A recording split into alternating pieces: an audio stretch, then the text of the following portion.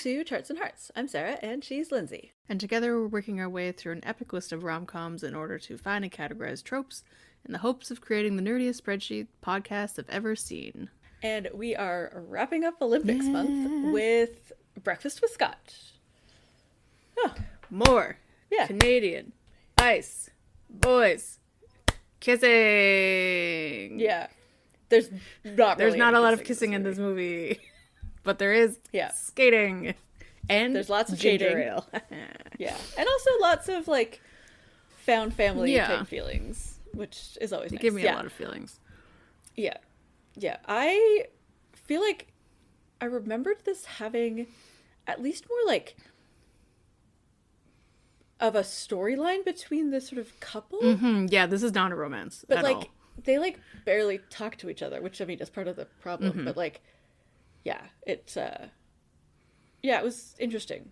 The parts that were good were really good. Yes. And then it just felt like it was shallow everywhere else. Yeah, and I think it was a mix of like the story, the point of the story is finding your family and learning to accept yourself.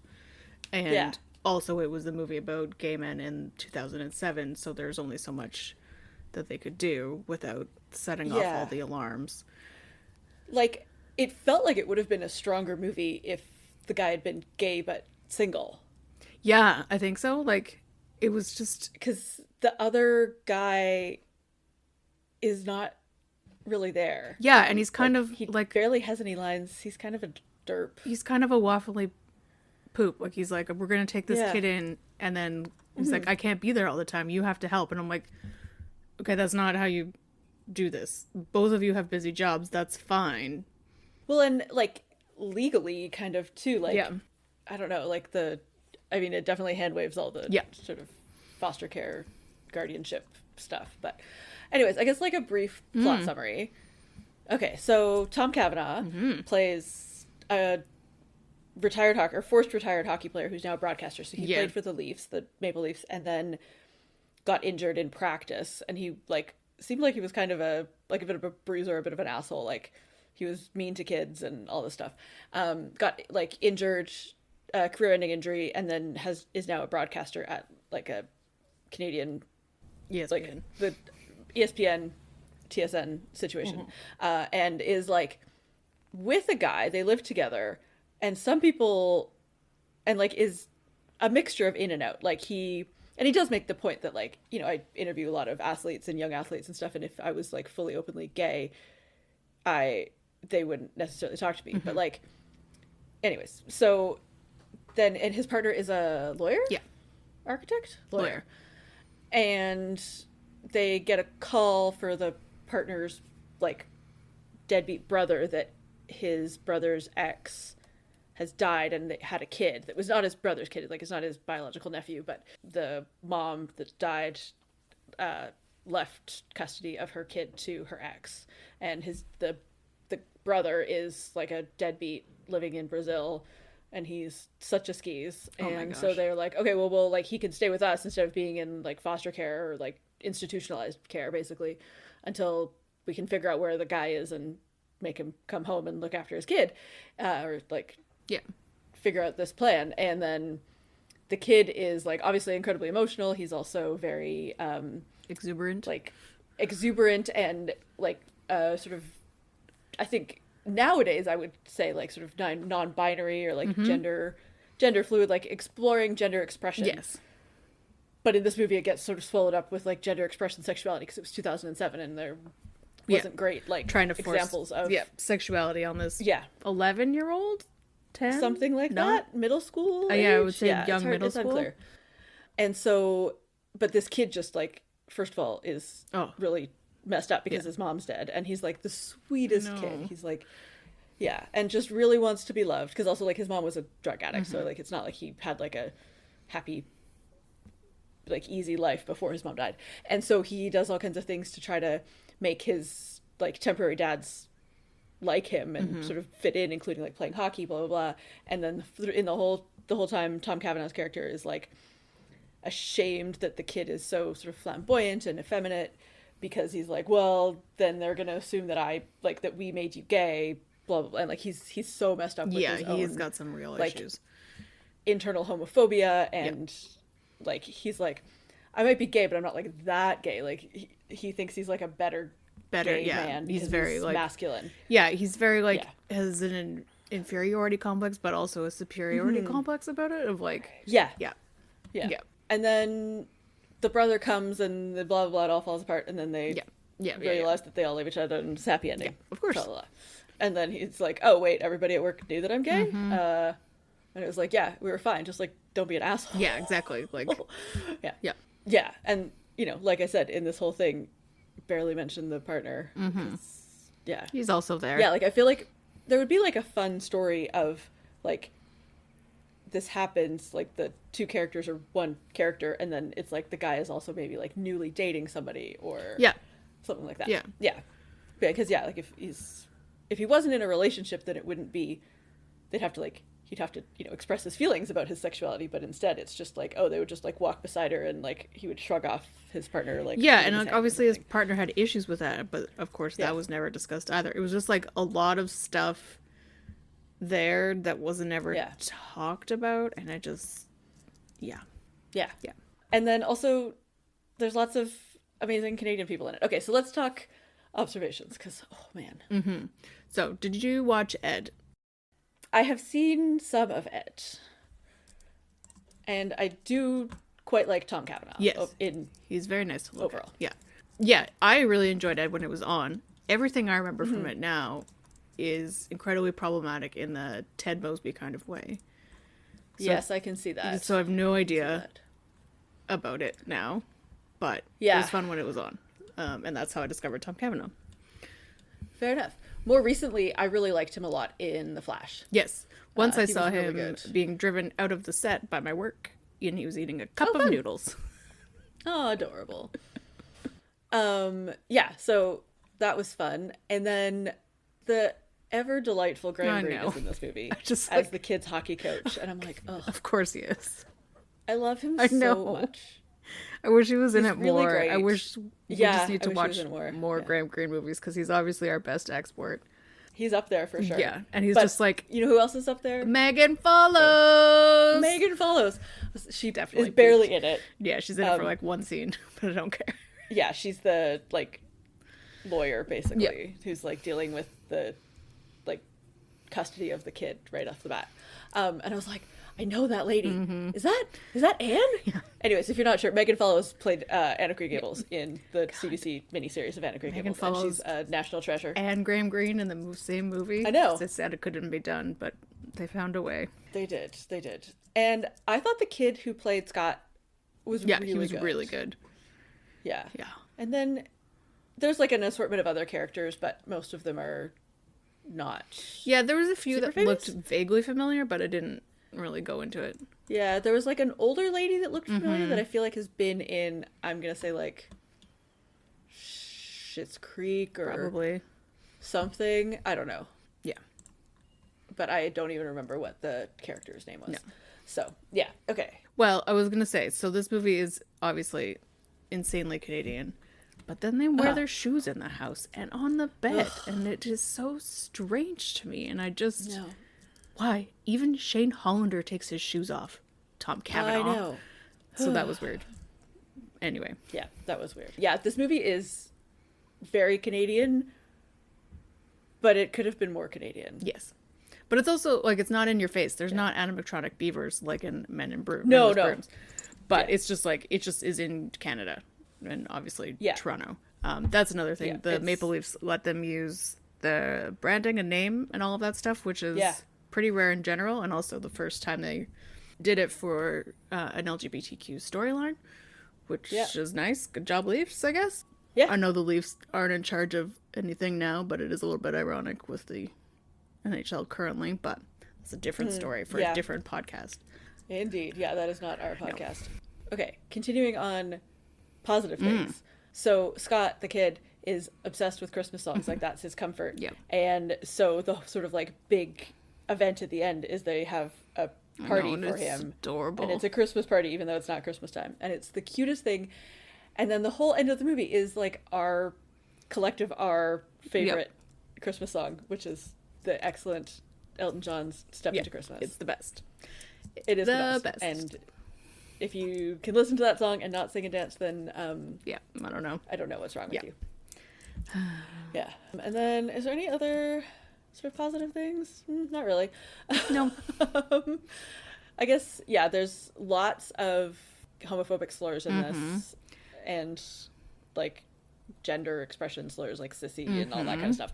Like a lot. A lot. Like, I don't know. Yeah, and it's just like one of those weird things of like, he's okay with it, like Yeah. Tom Cavanaugh from The Little Kid. He's just like, because he's such an internalized homophobe about his own Yeah. stuff, like has his own like extreme gay panic, and it's just like such a thing that can only exist in the aughts, where we have a gay man living with another Yeah. gay man. But like, Except this was 2007, and same-sex marriage had been legal in Canada for like 2 years by this No, point. I know, but it's So just it's not like, like- such a yeah. it's such a like completely aughts thing of like gay panic is hilarious, and it's a thing that all men have. Even gay, what if a gay man had it? Is kind of like Yeah. how I feel Yeah. they went around this. Like, I don't know. It was just such a weird, jarring thing. Yeah.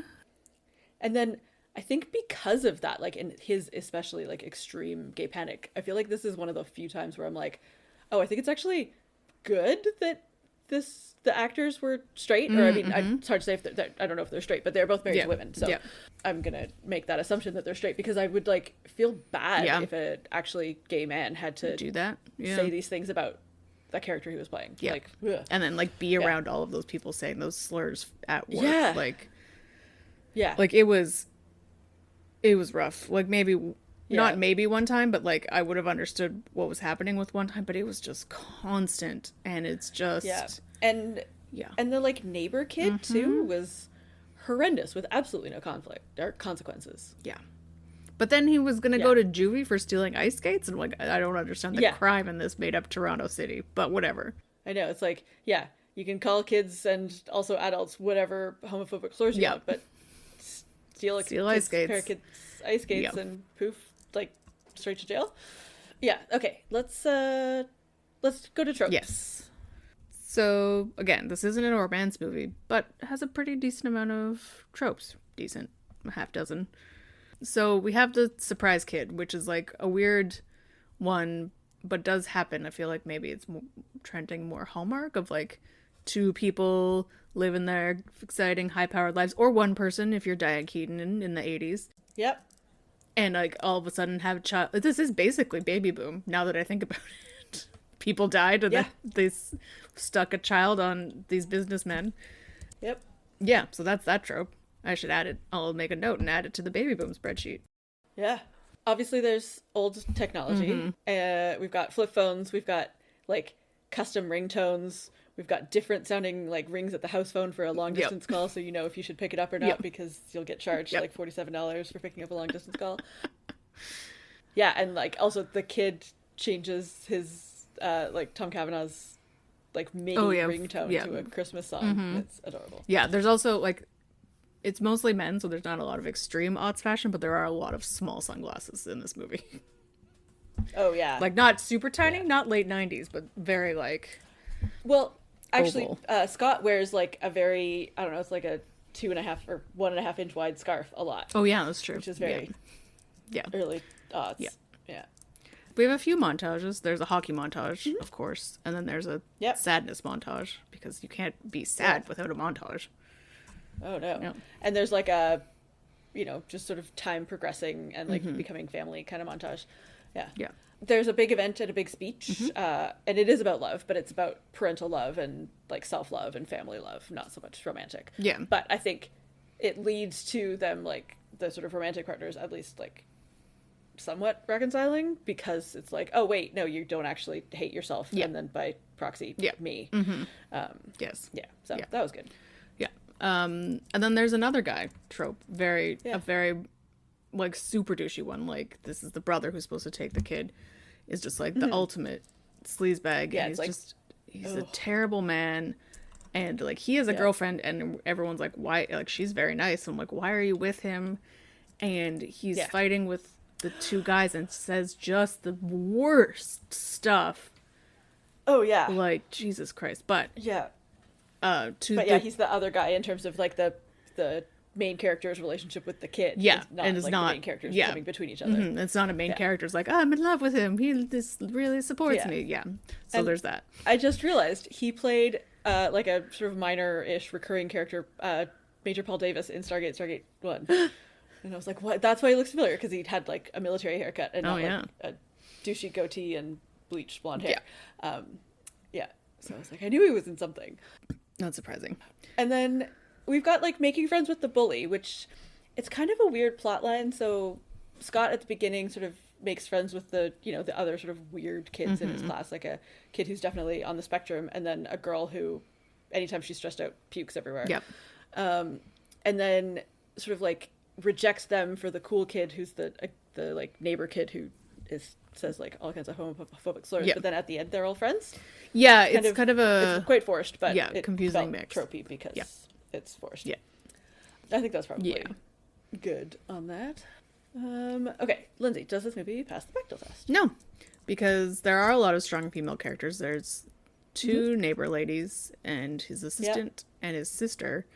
And they're all there at various points in time, and they are all together at the big party at the end, but none of them talk to each other in a meaningful way. But I feel like because they're very good characters, I'm okay with it. There's also some people of color in this movie, and of course, obviously, this movie is about gay people. It's not a great representation of gay people, but it is present in the movie, and it's a thing that exists. And it's like, regardless of the partners, the guy partner being like a waif, it does show two people in that part of their relationship.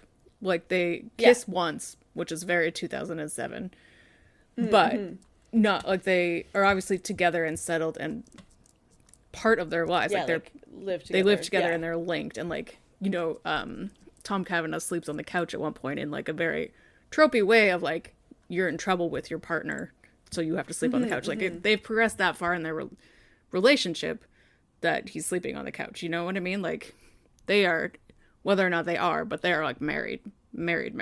Yeah. And are dealing with this transition in their lives. So, and like, it seems like they've been at least together.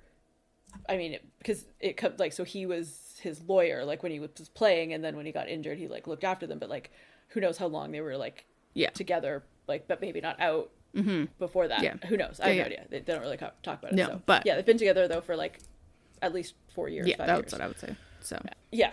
So again, it's kind of one of those like Bechdel doesn't specifically apply, but but I like the women in this. His assistant is really fun, and I like that she's really good. She gets to get with that guy at the end who's gained a bunch of muscle. So good job to him. Oh yeah, I don't really know who that guy was. He was one of the. He was the lady who came to do the bedroom. Son. It was his and because she took all of his so it was like exercise equipment away, her son used all the exercise equipment and got super fit. I think he still lives with his mom, so that's a different thing. But whatever. Well, whatever. You do you. Okay, let's make a pie. Yeah. Christmas songs. There's a lot. 15? No. 20. 20, yeah. 20% Christmas songs. Okay. Fun pancake shapes. Oh. 15? 15, yeah. Yeah. Hockey. Oh, so much hockey. Yeah. It really could be anything. Yes. Except it had to be something that was like masculine and regionally like specific. Yeah, it could have been because it's a Canadian movie. Yeah, like if it was a British movie, it could have been football or rugby, or even like it didn't necessarily have to be a sport. It could have been like cars or woodworking. Yeah, I feel like it's easier to be a sport because it's like it's just easier to get into something a sport. That is like that kids do and also is professional. Yeah. 30? 30? Yeah. The kid, Scot, has incredible sweaters. Like, some of them are knit, some of them are just sweaters, like, thrifted. And, like, his sweater at the end, his Christmas sweater, is incredible. He's obviously sewn garland on it, and it's just, like... it's incredible. His general fashion is really great. Think, like, Kurt from Glee. Yeah. But, like... less money. Looser. Yeah. And less like thrifted. Yeah. If Kurt from Glee was like thrifting and less like prim and proper. Yeah. Yeah, more like quirky, but same vibes. 15. 15? Yeah. And that leaves us with 20? 20 for the letter T. No. Yeah, because it's really cute. So Scott is spelt with only one T, and then there's lots of like T's falling off of things and pancakes shaped like tea and all that. So it's very fun. Yeah, and then okay, what is next for them? So we get a little epilogue in the credits, which is nice, and I was excited to watch it because I like step into Christmas. Yes. Which I think, so it's about a year, I would guess, and they seem to be happy, and they're all friends, and everybody's nice and great. Yeah. So I think, like, my biggest concern is that they were able to legally adopt him, which it seems like they were. So that's something. Yeah. Hooray. Yeah. Like, obviously, he's going to become a teenager, and that's the way that life goes. Yeah, exactly. Like, this kid, you know, was probably born in, like, 1998 or something. So, like, yeah. You know, he's got a lot of growing up to do, but also so do his dads. Yeah, it's like, I hope that they're able to figure out, like, both dads sort of having custody, or, like, you know, legal custody, because, yeah, I think that's important and can be tricky, especially, like, I don't know, adoption and, like, recreating birth certificates and stuff can kind of be messy, so. Well, at the end of the Christmas card, they all have Scott's last name, so I believe that. Which I thought was really cute. Yeah, too. it's adorable. Yeah. And so it makes sense that they obviously went through some kind of legal something happened for they all to, Yeah, so then maybe the two guys actually, like, get married. Yeah, maybe. And instead of, like, one of them changing their name, they both change their name to the kid's name. I thought that's really cute. I think it would probably be easier for them to adopt him to both have guardianship over him if they're married. If they're married. Yeah, for sure. Adorable. Yeah, and then, I don't know, I feel like hopefully they all get various levels of whatever therapy they need to, like, you know, deal with the grief of their mom or accept their like selves. more deeply accept themselves as themselves. Yeah. I feel like often in these, like, what's next for them, I suggest therapy. Yep. And then, Lindsay, what's next for us? Oh, we've got a fun, weird one coming up. We've had a couple of listener suggestions, which is great. There is actually a form on our website, which we never talk about. Oh, yeah. So you can suggest a movie or tropes. And so, yeah, we've got a couple. So March is suggestion month from listeners. So first up will be Wedding Season, which I've never seen. Yeah, it should be fun. I'm excited. That brings us to the end of our episode. We would love it if you can leave us a rating or a review wherever you get your podcasts. And you can find us on social media. We are at Charts and Hearts Podcast on Instagram and Threads. Yep. Or you can head to our website at chartsandhearts.com, where you can submit your suggestions for rom-coms and for tropes.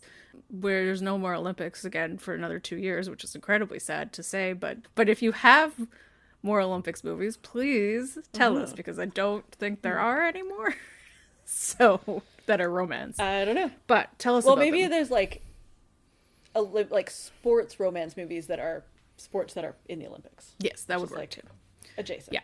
Go. But I mean, I guess movies. this was, although I think the guy was in the Olympics, but yeah. And you can check out our Patreon at patreon.com/chartsandheartsclub. For Olympics month, we did Men with Brooms, also not technically at the Olympics, but it was curling, and curling is amazing, and Paul Gross is adorable, and there was beavers in it. So go listen to that. And if you've seen Breakfast with Scott and have thoughts or feelings about it, we would love to hear them. And in the meantime, the Legular region? Oh, goodness. Oh, man. Okay, thank you. Bye.